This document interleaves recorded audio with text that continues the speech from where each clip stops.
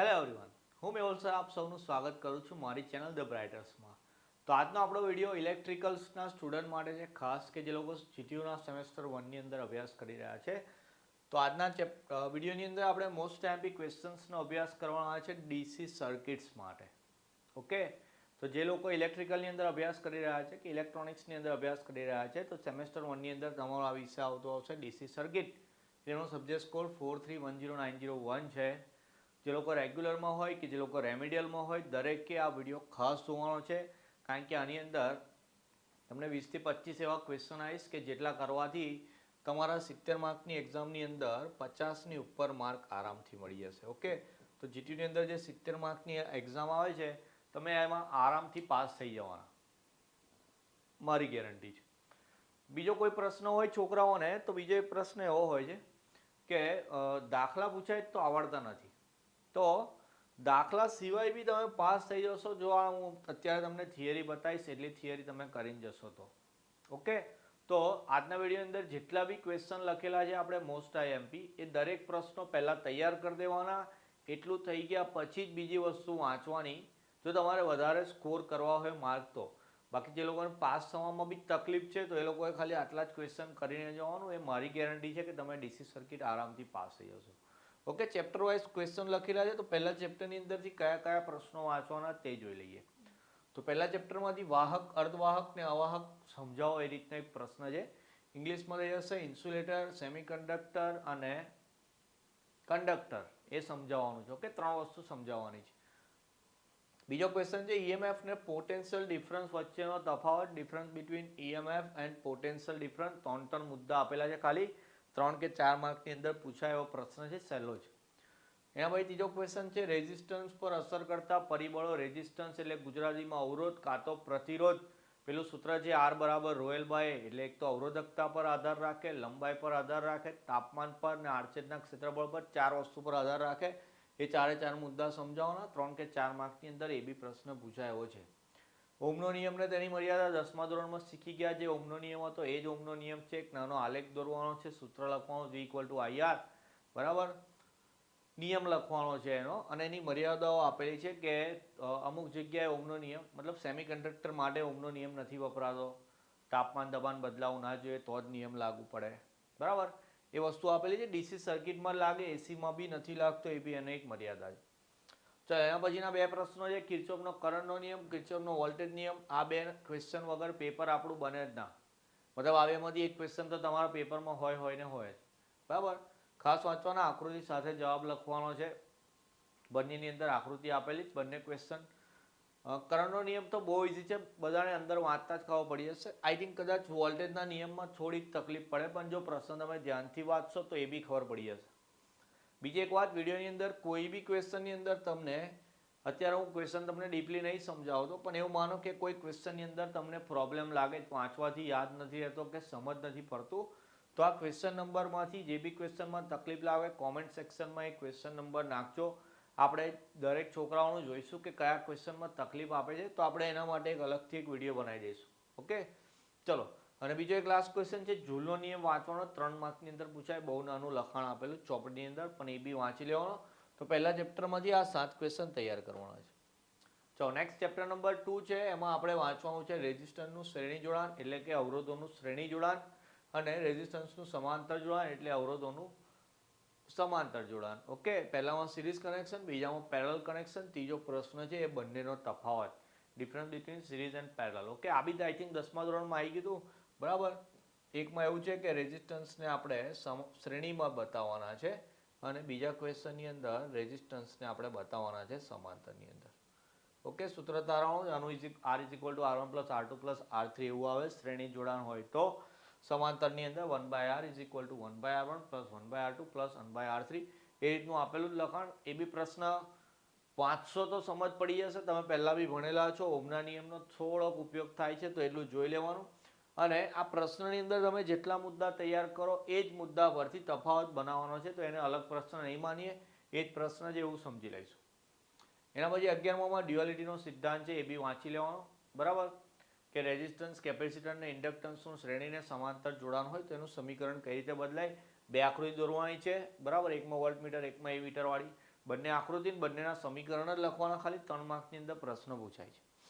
Okay ચલો, chapter number 3 ની અંદરથી વધારે પૂછાતું હોય છે. ચેપ્ટર નંબર 3 ની અંદરથી એક તો પહેલો એક બેઝિક ક્વેશ્ચન છે, સર્કિટ એલિમેન્ટના પ્રકાર કયા કયા છે, બરાબર. Active element, passive element, bilateral, unilateral, એ બધા અલગ અલગ આપેલા છે. આ પ્રશ્ન વાંચો તો કેવું કે એની અંદરની બધી વસ્તુ તૈયાર થઈ જાય. પછી એમાંથી એક્ટિવ, પેસિવ એલિમેન્ટ એવું પૂછે, પછી 2 નંબર પર યુનિલેટરલ, બાયલેટરલ, એ રીતે પાર્ટ્સ પાડીને પૂછે. 3 પાર્ટ્સ આપીને 3 માર્કમાં બી પ્રશ્ન બનાવે છે લોકો. તો આ પ્રશ્ન ખાસ વાંચવાનો છે, બરાબર. આમ તો બધા જ ખાસ વાંચવાના છે, પણ તમને કહી દઉં કે આ પ્રશ્ન બીજી રીતે બી એ લોકો પૂછે છે એવી રીતે. ઓકે ચાલો, એના પછી સુપરપોઝિશન થિયરમ, થેવેનિન થિયરમ અને નોર્ટન થિયરમ. જે રીતે કિર્ચોફનો કરંટનો વોલ્ટેજનો નિયમ આવે છે, એવી રીતે આ 3માંથી બી કોઈ 2 પ્રશ્નો પૂછાય. ખાસ કરી દેવાના, આકૃતિ દોરવાની છે. પછી તમે દેખશો તો આકૃતિની બાજુમાં બહુ નાનું લખાણ આપેલું કે જેમ કે મારો થેવેનિનનો થિયરમ છે, તો થેવેનિન થિયરમની અંદર એક આકૃતિ આપેલી છે કે એક સર્કિટ આવી હતી, એના પરથી આવી દોરવાની, જ્યાં RTH R એ બધું શું છે એવું લખેલું છે, ને એના ઉપર એનો વિધાન લખેલું છે. થેવેનિન અને નોર્ટનનું વિધાન બંને લગભગ સેમ જ છે, એકમાં વોલ્ટેજ આવે, એકમાં કરંટ આવે. પણ એવું કહું છું કે પ્રશ્ન તો બહુ નાનો જ, પણ એવું માનો થેવેનિનનો થિયરમ 7 માર્કમાં પૂછાઈ ગયો તો શું કરીશું આપણે? તો તમે એવું દેખો કે ચોપડીની અંદર થેવેનિનનો થિયરમ સમજાયા પછી એક ઉદાહરણ આપેલું છે. ઉદાહરણની અંદર થેવેનિનનો થિયરમ કેવી રીતે લગાવવાનો તે આપેલું છે, બરાબર. તો જેને દાખલો સમજ પડશે એ તો લખી જ શકશે, પણ જેને નહીં ખબર પડતી એને શું કરવાનું? તો જેને નહીં ખબર પડતી એને થેવેનિનનો થિયરમ લખવાનો, એની આકૃતિ દોર્યા પછી એ જે ઉદાહરણ આપેલું છે એની સર્કિટ ડ્રો કરી દેવાની, ખાલી એટલું તો તમારે તૈયાર કરવું પડશે, બરાબર.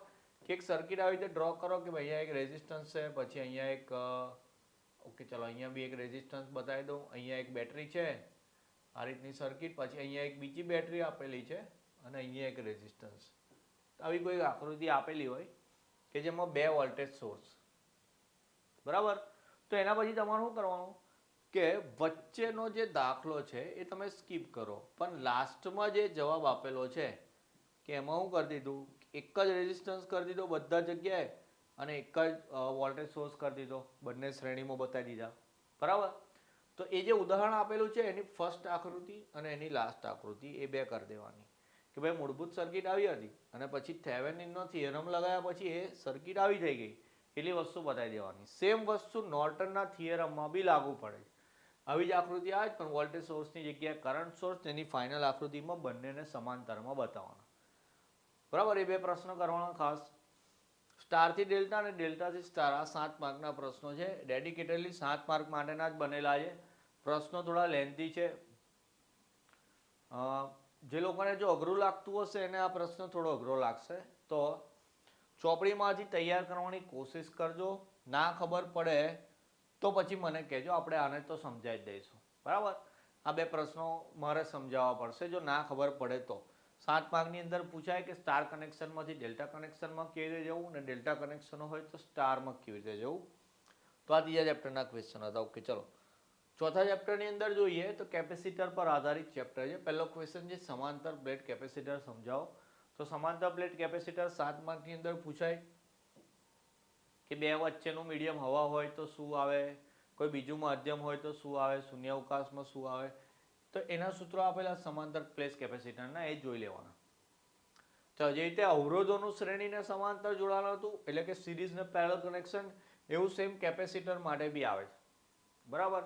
એના જેવો જ છે, ખાલી સૂત્ર પહેલામાં જે શ્રેણી જોડાણમાં R બરાબર R1 plus R2 plus R3 હતું શ્રેણી જોડાણમાં, તો અહીંયા સમાંતર જોડાણમાં આવે C બરાબર C1 plus C2 plus C3. પહેલામાં જે સમાંતરનું સૂત્ર હતું તે અહીંયા શ્રેણીમાં આવશે, એ રીતે આપેલું છે.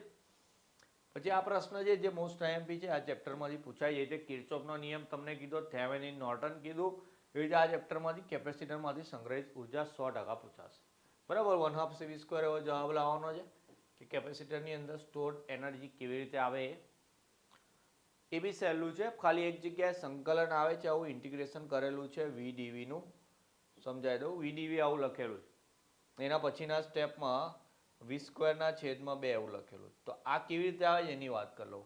તો આ જે ભાગ છે એને સંકલન કહેવાય. સંકલન આવશે આપણે મેથ્સ 2 ની અંદર.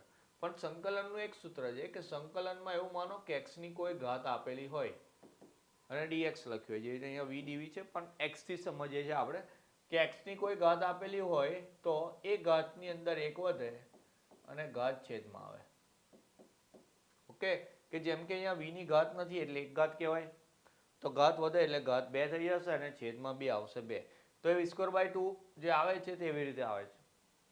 ઓકે, ચોથા ચેપ્ટરમાંથી આટલા પ્રશ્નો વાંચવાના. લાસ્ટ કોઈ ચેપ્ટર છે આપણું, ચેપ્ટર નંબર 5, એમાંથી હિસ્ટેરેસિસ લૂપ 100% પૂછાશે એક્ઝામની અંદર. બરાબર, એ પ્રશ્ન બી એવો છે કે 4 માર્કમાં બી પૂછાઈ શકે, 7 માર્કની અંદર બી પૂછાઈ શકે. આકૃતિ એની દોરવાની છે કે જે પેલી પાંદડા જેવી આકૃતિ તમને આપેલી છે એ આકૃતિ ખાસ દોરવાની છે એક્ઝામની અંદર. બરાબર, ઇલેક્ટ્રિક ને મેગ્નેટિક સર્કિટની સરખામણી. બરાબર, comparison between electric and magnetic circuit. 14 મુદ્દા આપેલા છે, નાના નાના સૂત્રો બી આપેલા છે. બરાબર, હવે કોઈ એવું કહેશે એક્ઝામમાં 14 મુદ્દા લખવાની શું જરૂર છે, પણ એવું માનો કે 3 કે 4 માર્કની અંદર પૂછો તો તમે 6 કે 7 કે 8 મુદ્દા લખી લો તો ચાલે. પણ આ ક્વેશ્ચન તમારો એક્ઝામમાં 7 માર્કમાં પૂછાઈ ગયો તો એ તમારે બધા મુદ્દા લખવા કમ્પલસરી પડે. બરાબર, એટલે વાંચતી વખતે કોશિશ કરો કે એટલીસ્ટ બધા મુદ્દા યાદ રહી જાય. 4 માર્કમાં પૂછાય તમને બેનિફિટ છે કે બધામાંથી તમને 8 તો યાદ રહ્યા હશે, તમે એ લખીને આવવાના. બરાબર, તો એના પછી ફેરાડેના નિયમો છે. બરાબર, મેગ્નેટિક ઇન્ડક્ટન્સ માટેના છે. એ 2 નિયમો છે, એ કરી લેવાના. કુલમનો એક નિયમ છે એ વાંચી લેવાનો અને ઇન્ડક્ટરનું વર્ગીકરણ જોઈ લેવાનું. બરાબર, તો ટોટલ 26 ક્વેશ્ચન થઈ ગયા આપણા કે ડીસી સર્કિટની અંદર આટલા જ પ્રશ્નો વાંચવાના. તો તમારું 70 માર્કનું પેપર છે તે આરામથી તમે પાસ કરી દેશો. બરાબર, કેવું માનો આજનો વિડીયો તમે જોઈને આજથી જો ડીસી સર્કિટની તૈયારી ચાલુ કરવાના હોય, બરાબર, કે તમારી તૈયારી અત્યાર સુધી બહુ કાચી હોય, કશું યાદ ના રહ્યું હોય, તો આજથી લઈને એવું માનો કે એક્ઝામના તમારા 5 દિવસ બી બાકી હોય, તમે જ્યારે વિડીયો દેખો ત્યારથી કહું છું, તો તમારે ખાલી 26 પ્રશ્નો વાંચવાના. તમે 5 દિવસની અંદર દરેક દિવસ 5-5 પ્રશ્નો મોડે કરો તો બી તમારી તૈયારી થઈ જાય. અને મારી ગેરંટી છે કે તમે આટલું કરીને જાઓ તો તમે પાસ થઈ જ જવાના છે. બરાબર, હું પોતે એક એન્જિનિયર છું, જીટીયુમાં ભણેલું છું, તો મને ખબર છે કે પેપર કઈ રીતનું આવે, કયા ક્વેશ્ચન પૂછાતા હોય છે. બરાબર, મારો અનુભવ છે, હું કેટલા ટાઈમથી છોકરાઓને ભણાવું છું, પેપરનું એનાલિસિસ દરેક વર્ષનું એ કરેલું છે. તો જેટલા બી ક્વેશ્ચન આપેલા સિરિયસલી એટલા ક્વેશ્ચન મોડે કરી દેવાના. એટલું કરીને જશો તો બી તમે પાસ થઈ જશો. બરાબર, જેને સ્કોર કરવો છે એના માટે ચોપડીની અંદર બીજા બધા ક્વેશ્ચન છે, દાખલા છે, એ બધી વસ્તુ કરવાની. થેવેનિનના દાખલા કરવાના, નોર્ટનના કરવાના, અવરોધોના શ્રેણી જોડાણ, સમાંતર જોડાણના કરવાના, કેપેસિટરના બી દાખલા કરવાના, સ્ટાર ડેલ્ટા, ડેલ્ટા સ્ટાર બી કરવાનું. ઓકે, તો જે લોકો ને નથી ખબર કે આ રીતની કોઈ ચેનલ છે કે જેમાં આઈએમપી આપી રહ્યા છે, તો તમે એ વિડીયો જોયા પછી દરેકને ચેનલ શેર કરજો. આ ચેનલની અંદર આપણે ડીસી સર્કિટ એવું જ નહીં, ઇંગ્લિશ, મેથ, ફિઝિક્સ, કેમેસ્ટ્રી દરેક વિષયના આઈએમપી અપલોડ કરેલા છે. ઇવન મેથ્સના તો ચેપ્ટરો બી અપલોડ કરેલા છે. બરાબર, તો ચેનલ પર નવા હોય સબસ્ક્રાઈબ કરી લેજો અને તમારા ફ્રેન્ડ્સને શેર કરજો. દરેક વિષયનું મટીરિયલ આપણે પ્રોવાઈડ કરીશું. ત્યાં સુધી તમારી એક્ઝામની તૈયારી ચાલુ રાખશો. નેક્સ્ટ વિડીયોમાં કોઈક બીજું સબ્જેક્ટ જોઈશું. જય હિન્દ.